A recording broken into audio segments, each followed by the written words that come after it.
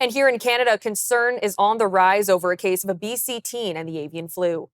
Infectious disease experts say that the virus appears to be evolving, potentially making it more capable of infecting humans. Canadian health officials say a genome sequencing procedure showed 3 mutations in the 13-year-old's case, including genes mutated to facilitate viral entry into cells in the human respiratory tract and enable viral replication.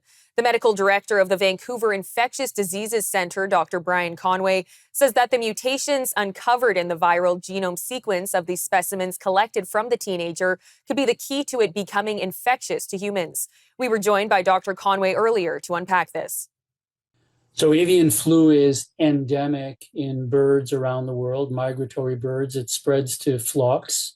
So bird-to-bird transmission is very easy. We have to put down entire flocks when it does get transmitted, and this has occurred many times in British Columbia. And that's the main way that avian flu spreads. In the past few years, it has begun spreading to mammals. Mink is a good example. There's an outbreak in the United States in dairy cattle, and that's a bit new.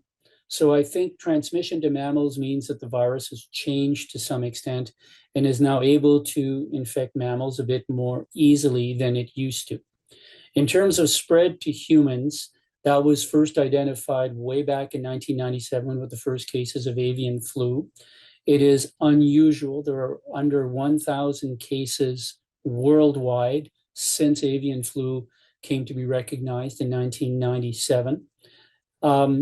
It does not spread from humans to humans. That has not ever been documented. And spread from birds and more recently from mammals to humans is usually through direct contact, though in about 30% of cases, we don't identify the exact nature of the contact that occurred that may have led to the transmission. Well, it turns out that the most common symptom in human beings is what this young girl had, namely conjunctivitis, an irritation of the eyes. It very much looks like a common pink eye, sometimes with a fever, sometimes with respiratory symptoms, a runny nose.